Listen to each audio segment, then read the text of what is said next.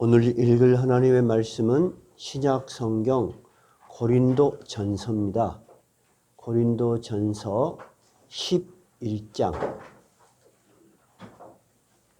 23절부터인데요. 제가 가진 성경은 277쪽입니다. 신약 성경 277쪽입니다. 고린도 전서 11장 23절부터 같이 읽도록 하겠습니다. 23절부터 29절까지 읽도록 하겠습니다. 읽겠습니다. 내가 너희에게 전한 것은 주께 받은 것이니 곧 주 예수께서 잡히시던 밤에 떡을 가지사 축사하시고 떼어 이르시되 이것은 너희를 위하는 내 몸이니 이것을 행하여 나를 기념하라 하시고 식후에 또한 그와 같이 잔을 가지시고 이르시되 이 잔은 내 피로 세운 새 언약이니 이것을 행하여 마실 때마다 나를 기념하라 하셨으니 너희가 이 떡을 먹으며 이 잔을 마실 때마다 주의 죽으심을 그가 오실 때까지 전하는 것이니라. 그러므로 누구든지 주의 떡이나 잔을 합당하지 않게 먹고 마시는 자는 주의 몸과 피에 대하여 죄를 짓는 것이니라. 사람이 자기를 살피고 그 후에야 이 떡을 먹고 이 잔을 마실지니 주의 몸을 분별하지 못하고 먹고 마시는 자는 자기의 죄를 먹고 마시는 것이니라. 아멘. 바른 교회로서 지켜야 될 세 가지 지표가 있습니다. 쉽게 말씀드리자면 내가 어떤 교회를 가야지 바른 교회지, 또는 내가 다니는 교회가 바른 교회인지 기준이 되는 세 가지 스탠다드, 기준점이 있다는 것입니다. 하나는 바른 말씀입니다. 바른 말씀. 모든 말씀의 근거가 성경입니다. 성경을 벗어난 다른 이야기나 다른 기준을 가지고 하는 것은 바른 교회가 아닙니다. 또는 성경을 가지고 말씀하시면서도 성경의 본문과 또는 본뜻과는 다른 목회자 또는 설교자, 교회의 필요에 의해서 말씀을 왜곡하는 것은 바른 교회가 해야 될 일은 아닙니다. 첫째는 바른 말씀이 교회의 1번 지표입니다. 그러니까 여러분들께서 어느 교회를 가야 되지? 또는 우리 교회가 바른 교회인가 할 때 울려 퍼지는 하나님의 말씀이 적어도 여러분의 신앙적 이성 그리고 인간적 가진 지성으로 바른 것인지 확신이 들면 그 교회가 바른 교회예요. 근데 다른 거는 다 좋은데 말씀이 내 마음에 와 닿지 않으면 상당히 힘듭니다. 그것이 첫 번째 교회의 바른 지표입니다. 두 번째는 성찬이 거행되어야 합니다. 지난번에도 말씀드렸지만 성찬의 횟수에 대해서는 지난번에 자세히 말씀드렸어요. 또 한 번 말씀드릴 기회가 있을 줄 압니다. 그러나 어쨌든 성찬이 기준, 우리 교회가 지켜야 될 중요한 의식 중에 하나입니다. 그래서 대한민국에 또는 전 세계적으로 장로교 교회들은 1년에 2차례 또는 많이 하면 4차례 이렇게 하고 있습니다. 세 번째는 권징입니다. 교회가 여러분들 자유로 오시는 곳이니까 자유로 가실 수도 있고 교회 질서를 지키지 않으셔도 상관없습니다. 그죠? 그러나 하나님께서는 이 세상을 다스릴 때 우주 만물도 질서를 주시고 가정에도 질서를 주시고 교회도 질서를 주셨어요. 내버려 두면 안 되겠죠? 우리가 자녀들이 어렸을 때부터 3살 뻘은 몇 살까지 간다고 합니까? 80까지 간다는 말이 뭐죠? 부모가 아이를 가르쳐야 될 의무가 있다는 것입니다. 그 아이에게 그것이 필요하다는 것입니다. 교회도 권징이라는 것은 뭐냐면 권면하는 것입니다. 첫째는. 그리고 권면을 계속해도 듣지 않으면 벌을 주는 것입니다. 그런데 요즘 권징이 많이 이루어지지는 않습니다. 그죠? 그러나 교회가 권징이 살아있어야 합니다. 목사님이 교인들 눈치를 보고 교인이 어떻게 하든지 그 사람의 비율을 맞추고 그 사람이 잘했다는 것은 하나님이 보실 때 교회에서 바른 교회가 아닙니다. 바른 교회는 항상 하나님의 말씀의 기준으로 부족한 점은 권면 채워주고, 그죠? 심하게 벗어나면은 나무래고. 그래서 일시적으로는 아픔이 있다 할지라도 교회가 바로 세워나가져야 하는 것입니다. 근데 오늘은 우리가 성찬식입니다. 근데 성찬식이 이렇게 매년 형식적으로 변질될 가능성이 있어요. 오늘 고린도 전서에서 바울 사도가 11장에서 이 성찬에 대해서 다른 이야기는 여러분이 잘 아십니다. 기억하라, 떡을 떼고 포도잔을 들면서 내 피로 세운 언약인 이를 기념하라. 이것은 많이 들었죠? 많이 들었는데 오늘은 새로운 것이 뭐냐면요. 27절에 보니까 그러므로 누구든지 주의 떡이나 잔을 합당하지 않게 먹고 마시는 자는 주의 몸과 피에 대하여 죄를 짓는 것이다. 사람이 자기를 살피고 그 후에야 이 떡을 먹고 이 잔을 마실 것이다. 이렇게 성찬이 항상 형식적이고 우리에게 그냥 고고한 의미만 있는 줄 알았는데 전혀 다른 이야기를 하고 있는 것입니다. 그러면 고린도 교회에 어떤 일이 일어나서 이런 일이 있었냐? 자, 지난번에도 우리가 성찬의 횟수를 말할 때 초대교회에서 말하는 성찬은 그 떡과 포도주는 그들의 뭐라 그랬어요? 바로 식사였어요. 그래서 그들은 그냥 식사할 때 그냥 우리 주님께 먼저 감사합시다 하고 성찬을 하고 바로 밥 먹었어요. 근데 우리는 어때요? 너무 다른 거예요. 그렇죠? 그러니까 이 사람들이 식사 때 이것을 만찬이라고 해요. 또는 애찬이라고 해요. 식사와 성찬이 같이 이루어지니까 그들은 매번 모일 때마다 그걸 할 수가 있었어요. 그러다 보니까 이것이 성찬식인지 밥 먹는 것인지 구별이 안 된 거예요. 옛날에는 교회에서 교인들이 모이면 주로 이렇게 딱 정해진 직분이 있거나 이렇게 정해진 장소가 있어서 따로 모이지 않고 가정에서 모일 수도 있고 그랬겠죠. 그러면 전부 다 먹을 것을 싸고 왔단 말이에요. 그러면 잘 사는 사람은 풍성하게 싸갖고 와. 그리고 그 당시에는 대부분이 노예나 종들 하층민이었어요. 이들은 주인 눈치를 보고 제 시간에 올 수가 없어요. 그러다 보니까 늦게 올 수도 있겠죠. 또 자기 도시락을 다시 식사를 못 싸오는 사람도 있겠죠. 그러다 보니까 잘 사는 사람은 잘 사는 끼리 맛있는 거 갈라 먹어버리고 없는 사람은 없는 사람끼리 늦게 와서 먹지도 못하고 이게 성찬이 이루어지지가 않는 거예요. 여러분 성찬의 횟수가 중요한 거예요? 본질이 중요한 거예요? 본질이 중요한 거예요. 그래서 바울 사도가 이 성찬의 본질이 무엇이냐 하는 것을 오늘 가르치는 거예요. 그래서 서양에서 먼저 이 기독교가 있었겠죠. 교회의 역사, 그것을 교회사라고 합니다. 교회의 역사 중에서 이 성찬의 횟수를 조정하는 회의가 있었어요. 그래서 1년에 4차례, 2차례 그렇게 이야기를 정해진 거예요. 우리나라는 어때요? 보통 한 2차례. 근데 요즘 어떤 분들이 특별하게 성경을 열심히 성경대로 살고 싶으셔서 매주 성찬이 있어야 된다. 성찬이 없는 예배는 예배가 아니다라고 말씀하는 것은 그 뜻과 그 사랑은 고귀하지만 매우 극단적인 표현이에요. 성경대로 하자면 매번 모일 때마다 해야 돼요. 사도행전이 그렇게 나와 있지 않냐. 근데 그들은 날마다 모여서 했어요. 그럼 여러분 매일 모여요 지금? 아니잖아요. 그러니까 성경 해석이 굉장히 중요한 거예요. 그러니까 성찬에서 가장 중요한 것은 횟수가 아니고 뭐다? 본질이라는 것입니다. 그러면 그 본질이 무엇이냐? 그 본질을 모르고 너희 마음대로 이 성찬을 행한다는 것은 주께서 죽으신 그 거룩한 의미를 훼손하는 것이다. 그러니 너희가 성찬에 참여하는 것이 죄 사함을 받는 하나의 의식이 아니고 오히려 죄를 짓는 것이다. 지금 바울 사도가 그렇게 얘기하는 거예요. 그래서 우리 교회도 항상 성찬식 때 다른 설교를 하고 예식으로 거행해 왔어요. 그죠? 근데 오늘은 제가 특별하게 이 성찬의 본질이 무엇인지 다시 한번 생각해 봤으면 좋겠다 하는 의미에서 이 성찬식 본문을 선택했습니다. 이제 좀 이해가 되시죠? 그러면 성찬의 본질을 우리가 어떻게 이해해야 될 것이냐? 왜 성찬식을 교회가 꼭 지켜야 되는 하나의 지표가 될 수 있느냐 하는 거예요. 한번 보십시다.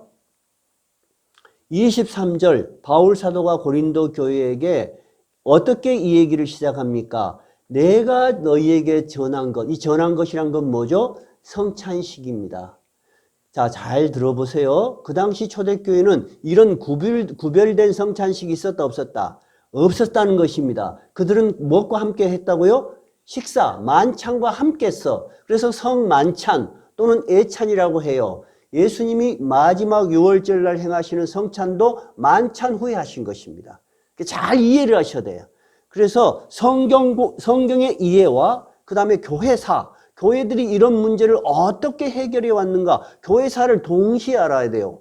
그 다음에 우리가 살아가는 현실을 목회자가 또 뚫어봐야 돼요. 여러분 2000년 전의 세상과 지금의 세상은 여러분 형태가 많이 달라졌습니다. 옛날 2000년 전에는 여자들과 남자가 예배를 드릴 수 있었어요? 없었어요? 없었어요, 여러분. 유럽에서는 아무 문제가 없었어요. 안 되는 거예요. 그래서 언젠가 한번 제가 특이한 교회를 한번 소개를 하려 합니다만은 그 교회는 기역자로 되어 있습니다. 교회가. 목사님이 이렇게 서 있으면 이쪽으로 통로가 하나 나 있고 집이 기역자로 지어져 있습니다. 이쪽은 누구? 남자. 이쪽은 여자. 그건 뭐냐? 한국에 와보니까 남존 여비 사상이 너무 뚜렷하고 7살만 되면 남자자가 같이 하면 안 된다는 사상이 너무 문화야, 문화.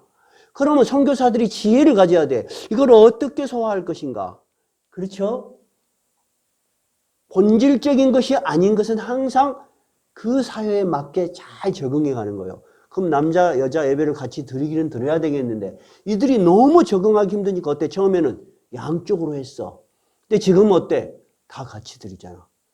다 같이 드릴 뿐만 아니라 요즘 초등학교에 가면 반장이 남자가 많아, 여자가 많아. 여자가 더 많아. 우리 때는 말입니다. 남학생들이 여학생 괴롭혔어요. 요즘은 여학생들이 빗자루 갖고 남학생들 때려. 그러면 남학생들이 도망 다녀. 우리 손자들도 그 큰애가 남자입니다.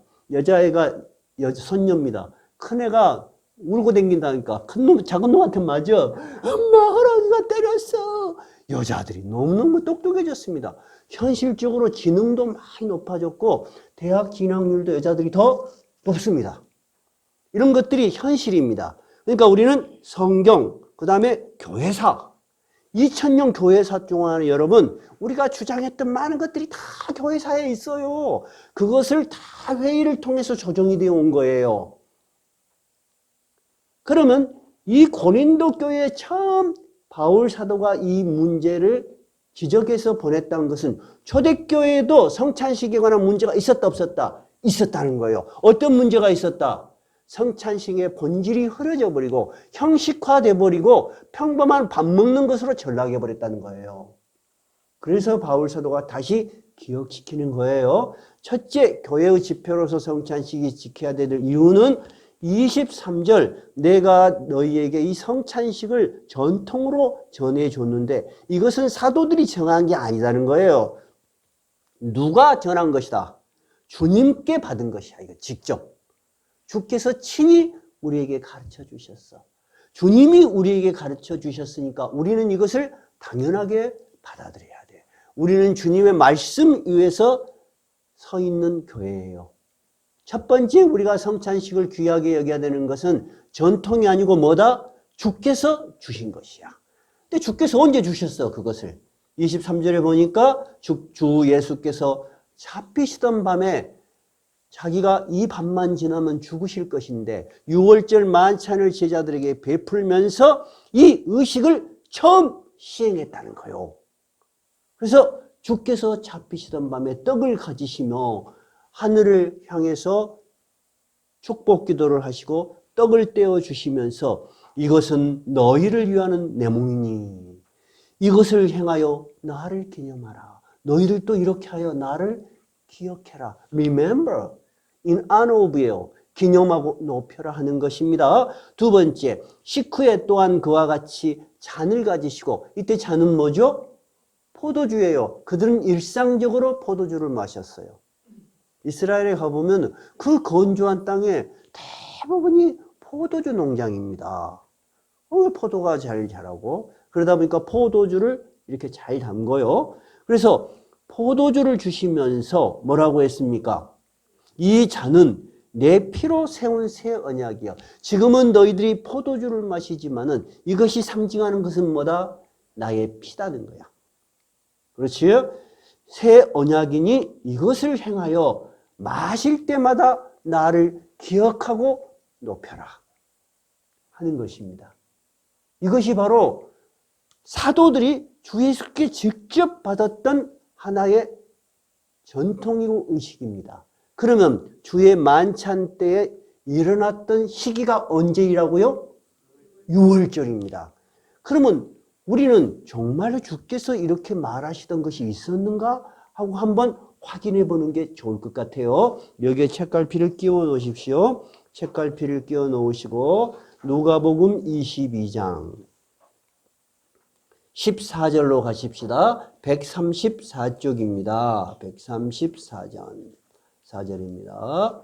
빠른 속도로 한번 이런 본문이 정말 있었구나 하고 다시 한번 확인해 보십시다. 22장 14절 시작. 때가 이름에 예수께서 사도들과 함께 앉으사 이르시되 내가 고난을 받기 전에 너희와 함께 이 유월절 먹기를 원하였노라. 내가 너희에게 이르노니 이 유월절이 하나님의 나라에서 이루기까지 다시 먹지 아니하리라 하시고 이에 잔을 받으사 감사기도 하시고 이르시되 이것을 갖다가 너희끼리 나누라. 내가 너희에게 이르노니 내가 이제부터 하나님의 나라가 임할 때까지 포도나무에서 난 것을 다시 마시지 아니하리라 하시고 또 떡을 가져 감사기도 하시고 떼어 그들에게 주시며 이르시되 이것은 너희를 위하여 주는 내 몸이라.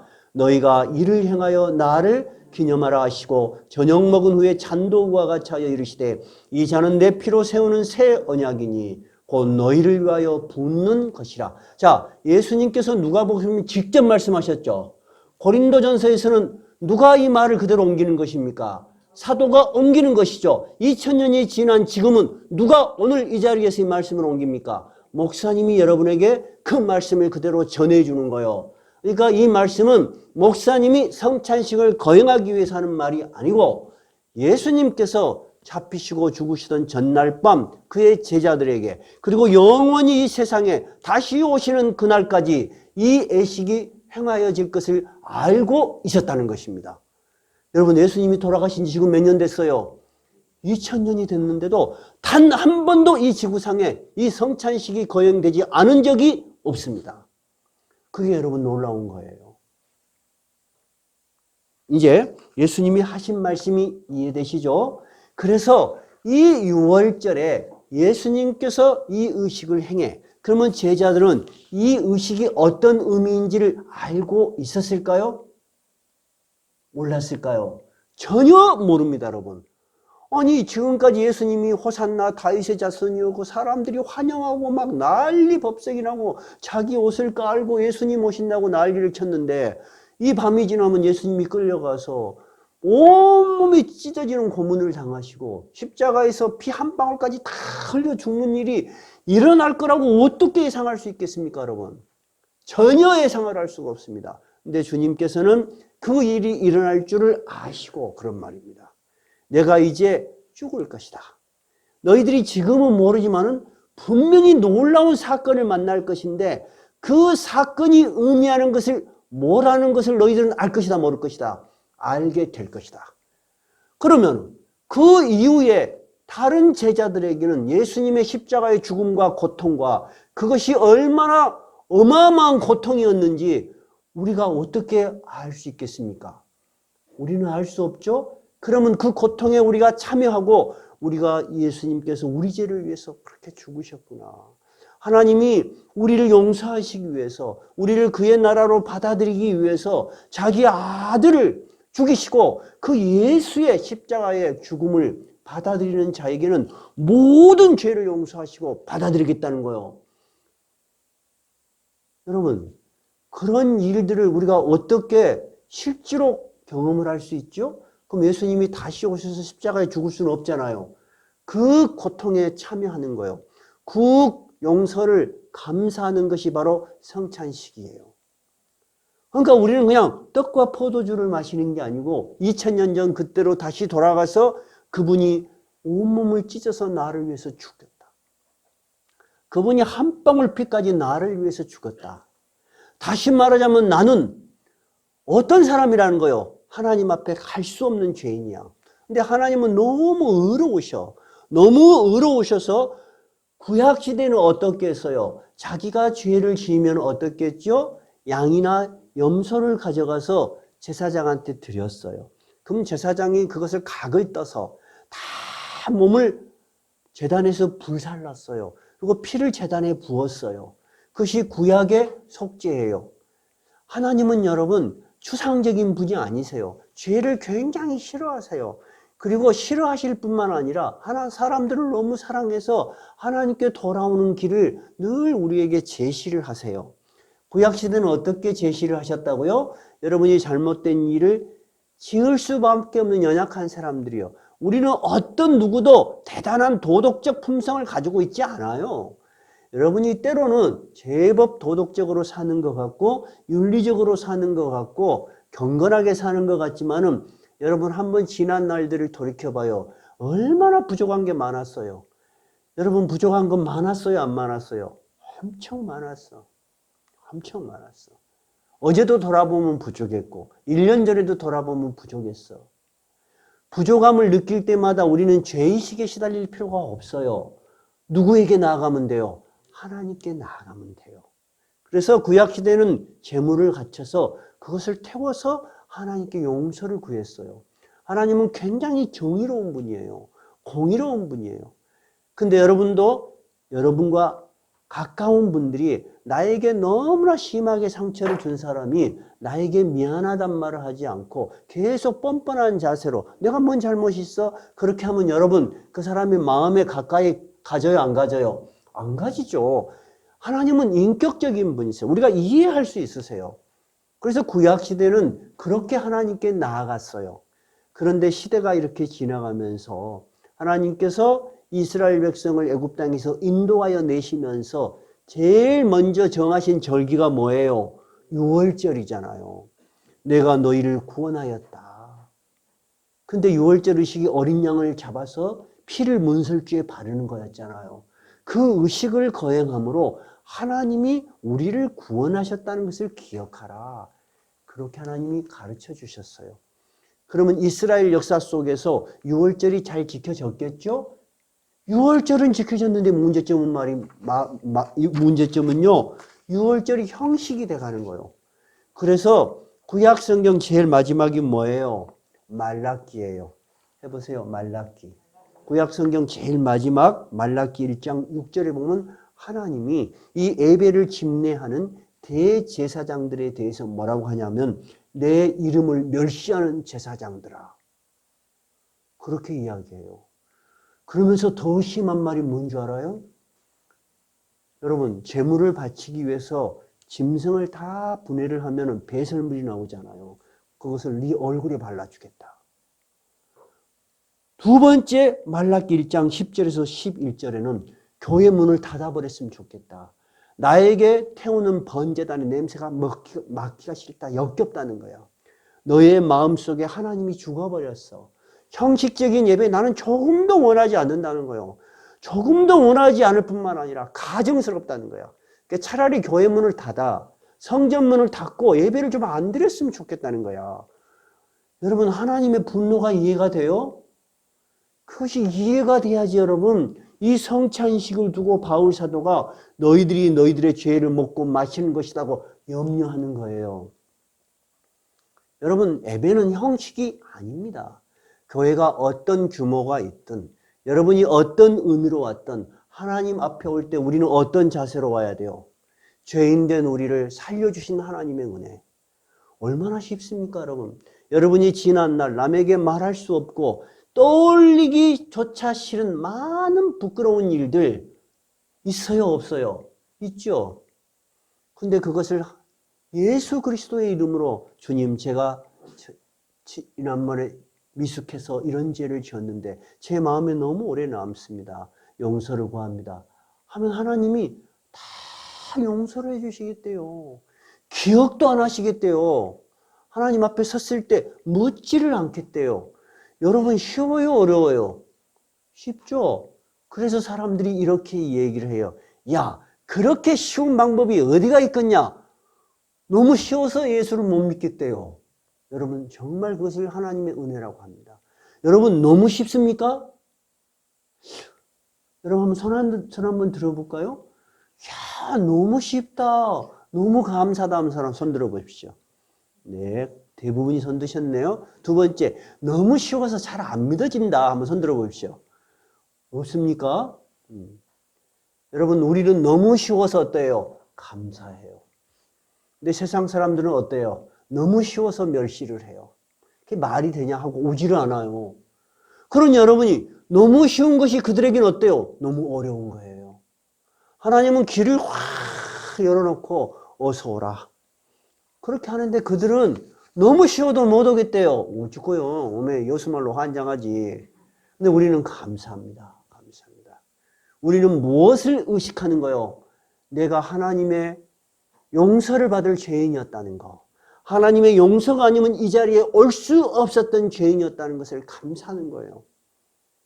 그래서 요한복음 3장 16절에서는 이렇게 이야기죠. 하나님이 세상을 이처럼 사랑하사 독생자를 주셨으니 이는 그를 믿는 자마다 어떻게 멸망하지 않고 영생을 얻게 하려면 영원한 생명을 주신다니까. 여러분 이럴 때 할렐루야 아멘 한번 하셔야 돼요. 아멘 한번 해보세요. 아멘 해야 돼. 우리 교회는 아멘을 잘 안 나오신가 봐. 너무 경건하게 신앙생활을 하셔서 그런 것 같아. 저도 그런 분위기에서 자랐습니다. 근데 목회를 해보니까 정말 내 마음에 기쁨이 있으면 아멘 소리가 나오대요. 다음 성경 구절을 읽을 테니까 여러분 마음에 감동이 있으면 크게 아멘 한번 해보세요. 하나님이 그 아들을 세상에 보내신 것은 세상을 심판하려 하심이 아니요 그로 말미암아 세상이 구원을 받게 하려 하심이라. 얼마나 좋소. 여러분 어떤 부끄러움이 있어도 그 부끄러움 밑에 여러분 좌절하면 안 돼요. 여러분 자존심을 앞세워 내가 의인인 양, 내가 때로는 잘나간 사람인 양 착각하면 안 돼요.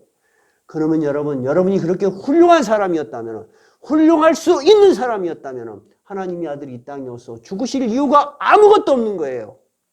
우리는 다 부끄러운 거예요. 다 부끄러운 거야. 목회자들은요 더 부끄러워. 제가 그래서 전에 이런 농담을 이 귀중한 설교 시간에 해야 될 필요가 있는지는 모르겠는데 이런 농담을 들은 기억이 나요. 어떤 장로님이 죽어서 하늘나라를 갔더랍니다. 하늘나라로 갔더니 먼저 돌아가신 집사님이, 교회의 집사님이 짬뽕을 먹고 있더랍니다. 그래서 와, 저 집사님이 짬뽕을 먹고 있네? 그러면 나는 짬뽕보다 더 좀 비싼 거에 탕수육이나 뭐 그런 거 된가 봐요. 탕수육 좀 주시겠구나 하고 갔더니 짜장면이 나오더라는 거야. 장모님한테 짜장면이. 그래서 장모님이 엄청나게 기분이 나빴대요. 아니 저 집사는 교회에서 집사 된 지도 얼마 되지도 않았고 교회를 위해서 헌신한 것 같지 않은데 왜 저 사람은 짬뽕을 주고 나는 짜장면을 주는가 했더랍니다. 그래서 가만히 생각하니까 자기보다 먼저 돌아가신 목사님이 생각이 났어. 그래서 물어봤답니다. 목사님은 지금 뭐 드시고 계세요? 그랬더니 하시는 말씀이 목사님은 식사하지 않고 짜장면 배달 나갔다. 그러더랍니다. 그런데 그런 이야기를 들으면 우리 목사들이 다 마음에 공감을 해. 우리가 제일 부족하다는 걸 알아요. 제일 부족하다는 거. 정말 그래요. 예수님께서 이 땅에 오셔서 베푸신 구원에 대해서 우리가 감격하는 것. 그래서 이 예배가 살아있는 예배가 되는 것. 이 성찬식이 감동이 되는 것이 여러분 교회가 지켜야 될 성찬으로서 1번입니다. 여러분 이해되시죠? 두 번째, 교회가 왜 이 성찬식이 교회의 지표로서 중요한 것이냐. 예수님께서 요한복음 13장에서부터 14, 15, 16, 17장이 돌아가시기 전에 마지막 하신 말씀이에요. 자기가 돌아가실 것을 말씀하시면서 새로운 계명을 너희에게 준다 그랬습니다.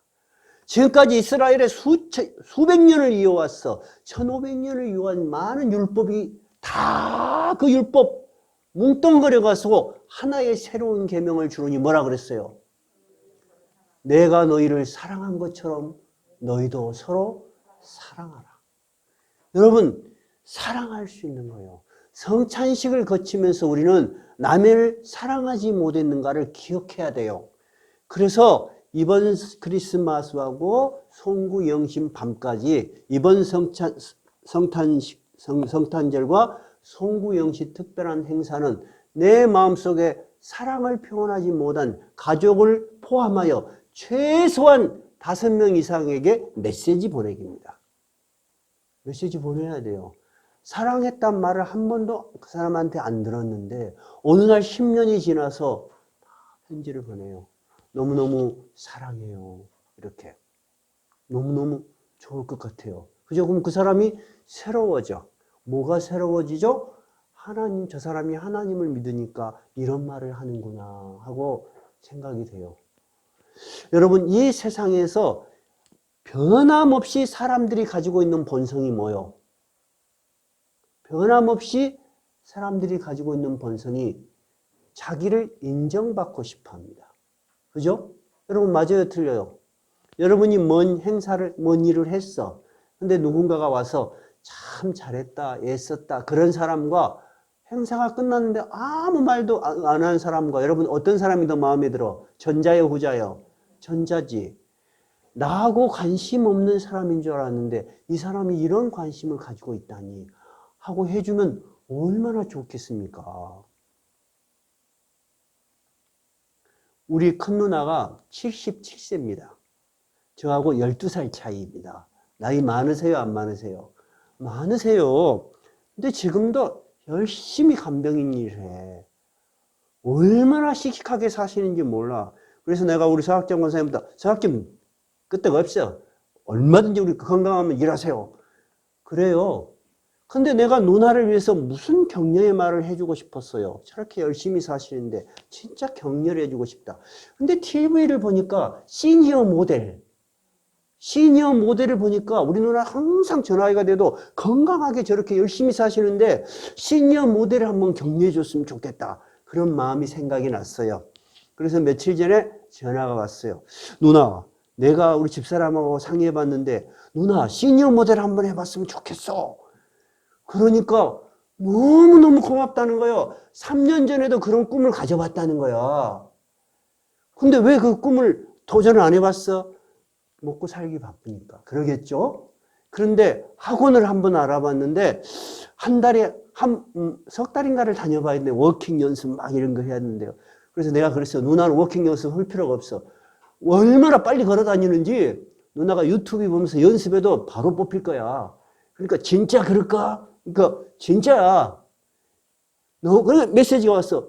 내 마음에 다시 희망을 심어준 너의 격려가 너무 고맙다. 여러분, 우리 정말 사랑이라는 건 그런 거예요. 이해됐죠? 남이 할 수 있는 일에 대해서 우리가 가능성을 심어주는 거예요. 그 사람이 하고 안 하고는 그 사람의 마음이겠지만 여러분, 그 사람이 그런 영적인 또는 현실적인 동력을 얻는다는 것은 굉장히 소중해요.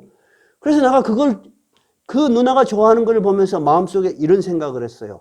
누나가 그 일을 시작하면 3개월 학원비는 내가 보내줘야지. 여러분, 사랑이라는 것은 베풀면 베풀수록 어때요? 커지는 거예요. 그래서 누나한테 그랬어요. 누나, 시니어 모델 되면은 이제 CF 막 섭외가 들어올 거야. 누나 간병인 일 안 해도 돼. 그때 나 모른 척 하지 마. 이렇게. 그래! 여러분, 즐거워, 안 즐거워? 즐겁잖아. 나는 이 성찬식을 통해서 여러분 안에 있는 그리스도의 사랑이 다른 사람에게 전해지기를 바라요. 자녀들도 마찬가지예요. 부모가 네 하지 마라, 네 왜 그랬냐 하는 것보다도 나 이런 점이 너무 좋더라고 하면 여러분 너무 행복해합니다. 남녀도 마찬가지예요. 내가 평생 살면서 내가 정말 어려웠던 게 뭐냐면 여자를 이해하는 거였습니다. 그럼 거꾸로 여자도 남자를 이해하기 어려울 겁니다. 근데 요즘 분명하게 남녀가 다르구나 하는 것을 확실히 깨달은 것은 이런 거였어요. 남자는 인정받기를 좋아합니다. 여자분들이 잘 이해하세요. 남자는 인정받기를 좋아해. 여자는 자기의 감정을 이해받기를 좋아해. 달라. 근데 그거를 모르면 어쩌냐. 남자는 항상 문제 해결형이야. 그러니까 여자가 뭔 말 하면은 당신 왜 그런 생각을 해? 이렇게 생각해봐 하고 가르쳐. 그게 남자야. 남자는 모든 걸 문제를 해결하려고 하는 그 스타일이 본성적으로 있어. 그 여자가 왜 그 말을 했는가 그 의도를 모르고 이렇게 해봐. 이렇게 하면 되잖아. 잘못 이해한 거야. 이렇게 가르쳐 남자는. 그러니까 여자가 마음에 상처가 돼. 저 남자하고 다시는 이야기가 하고 싶다. 여자는 그냥 자기 이야기를 하면 그래? 그래? 하고 들어주는 걸 제일 좋아한대요. 그러면 나 했을 건데 나 그걸 몰랐어. 이해되죠? 또 남자는 인정해 주는 거. 조그만 일을 해도 당신 이걸 해주니까 너무 좋아. 그럴 때 자꾸 더 해주고 싶어요. 옆에 친 남자 돈 벌어오는데 당신은 뭐예요? 그러면 부부싸움 나버려. 여러분, 그러니까 우리가 작은 사랑이지만은 남에게 베풀면 우리가 알지 못하는 성령의 작용으로 그분이 나를 더 훨씬 사랑하는 거예요. 성찬식이 있어야 될 두 번째 이유는 뭐라고요? 주님이 성찬식을 통해서 내가 너희를 사랑한 것처럼 너희도 서로 사랑하라. 이 사랑이 회복되기를 바라요. 세 번째는 우린 고린도전서 11장이죠. 본문 한번 다시 볼까요? 26절 한번 읽어봐요. 26절. 너희가 이 떡을 마시며 이 잔을 마실 때마다 주의 죽으심을 그가 오실 때까지 전하는 거야. 하나님께서 이 땅에 교회를 통해서 성찬식을 왜 하냐? 그의 죽으심은 2000년 전 한 번이었어. 그의 죽으심을 생생하게 본 사람은 누구밖에 없어? 사도들과 그 당시 제자들밖에 없어. 그런데 이 죽으심을 생생하게 우리가 먹고 마시고 온몸으로 느끼는 거야. 그리고 생생하게 눈으로 보는 설교야, 이게. 이게 바로 그래서 눈으로 보는 설교라는 거예요. 그리고 온몸으로 느끼는 설교라는 거예요. 여러분, 이렇게 보니까 성찬식이 하나의 예식이에요? 하나 있는 정말로 위대한 설교예요. 위대한 설교야. 위대한 설교. 그래서 우리가 오늘 성찬식을 거행할 때 한 사람씩 나와요. 이 코로나 사태에서 우리가 건강을 유지하고 우리 교회가 흔들림 없이 가는 거 하나님 은혜예요. 이럴 때 아멘 한번 해보실래요? 오늘부터는 아멘 많이 해도 됩니다. 많이 해도. 하나님의 은혜요. 너무너무 감사해요. 두 번째, 우리가 가정을 지키고 우리 자녀들을 위해서 기도할 수 있다는 것만 해도 여러분 큰 감사야. 그죠? 왜냐하면 기도는 땅에 떨어지지가 않아. 내가 엊그제 우리 권사님 한두 분하고 이야기를 하면서 제가 목회자가 되는 과정에 내가 진짜 목회자가 돼서 남은 인생을 하나님께 바쳐야 되겠다. 그런 생각을 내가 가지고 신학교를 가고 목회자가 됐으면 내가 내놓을 것이 1%라도 있을 거예요. 근데 저는 전혀 그런 생각이 없어요. 안 가려고 발버둥 쳤고 신학교 가서도 때려치려고 몸부림치던 사람이요. 그런 내가 하나님 앞에서 하나님 은혜를 다시 깨닫고 여러분에게 하나님의 말씀을 전하는 목회자로 선 것은 다 기도의 어머니. 우리 어머니의 기도의 덕이라는 걸 나는 절대 잊지 않습니다. 매주 우리 가정에서는 가정 예배를 드렸어요. 근데 저희는 저희 자녀들에게 매주 가정 예배 드리지 못했어요. 얼마나 미안하고 부끄러운지 몰라요. 후회해요. 다 큰 애들을 신앙으로 다시 가르쳐 보려니까 신앙을 떠나지도 않고 부모의 말을 순종하지 않는 것도 아니지만 현실을 이겨낼 만큼 신앙이 강하지 않은 것이 안타깝지만 그래도 기도를 멈추지 않아요. 우리는 매주 자녀들을 위해서 기도합니다. 여러분, 자녀들을 위해서 기도하십니까? 자녀들을 위해서 아파하십니까? 아파하시고 기도하셔야 돼요. 저는 정말 가슴이 아파요. 왜? 그들이 신앙을 떠나지 않았어요. 그러나 하나님이 주신 이 은혜를 생각하면 이 은혜 속에 들어오면 훨씬 더 행복하고 편안할 텐데 그들에게 너무나 넓은 세상을 주실 텐데 하는 생각 때문에 마음이 아프고 기도를 멈추지 않는 거예요. 세 번째는 우리가 성찬식을 거행해요. 우리는 그냥 성찬식을 거행하지만 여러분 예수 안 믿는 사람들이 와서 예배를 드려 성찬식에 와서 우리가 성찬식을 거행하는 거 보면 신비해 안 신비해? 엄청 신비해. 그래도 참석할 수 있어 없어? 없어. 그래서 옛날에 어떤 시골 할머니가 예수를 열심히 전도를 받아서 나갔는데 그 다음부터 안 나가게 됐대요. 왜 안 나가냐 하니까 세상에 쪼잔한 놈들이 교회 다니는 놈들이라는 거야. 그 떡덩어리 저끼리 먹고 나는 안 주더라 이거야. 그 쬐값을. 그 할머니는 성찬식이 뭔지를 몰라. 저끼리만 먹고 그 쬐끔 좀 있으면 자기도 주지. 참석하지 못해요. 왜냐하면 세례. 내가 죄인이었음. 내가 예수 그리스도의 은혜로 구원받았음을 고백하지 않으면 이 성찬식에 참여하지 못하는 거야. 근데 우리 교회는 전체가 다 성찬식에 다 참여해. 얼마나 기쁘요. 그죠, 여러분? 이게 기쁠 뿐만 아니라 새로 예수 믿는 사람들이 생길 수 있도록 우리가 정말 내년에는 한 명씩이라도 꼭 전도해 보도록 힘씁시다. 아멘 아는 사람도 있구만 볼게. 힘씁시다. 그래도 안 한 사람 있는데 따로 신방에서 물어보겠어. 아멘을 끈지 안 할 건지. 여러분 성찬식은 주님이 제정하시고 사도들이 이 성찬식을 행할 때마다 그 주님을 기억했던 것이고 2000년이 지난 우리가 주님의 죽으심, 부활하심 그리고 영원한 생명을 주시기 위해서 다시 오심을 기억하는 살아있는 설교이고 예배입니다. 이 은혜가 여러분들에게 넘치시기 바랍니다. 찬송가 228장을 처음부터 끝까지 다 부르신 후에 그 다음에 성찬식을 거행하시겠습니다. 228장입니다.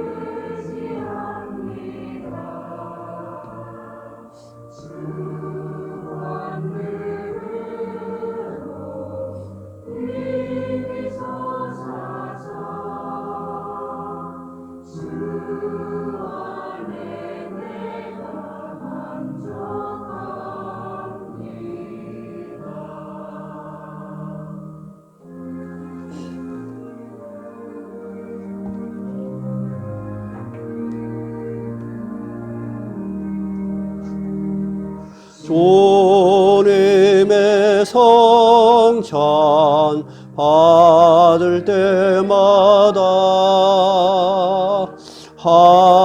하늘의 기쁨 메리 맛보고 오랜 양잔치 참여함같이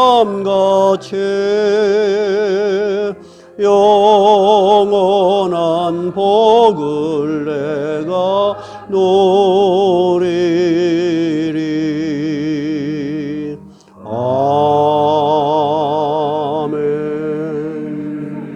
아멘. 주님의 말씀을 기억하면서 오늘 우리에게 성찬을 베푸신 주님께 감사합니다. 감사의 기도를 드리십시다.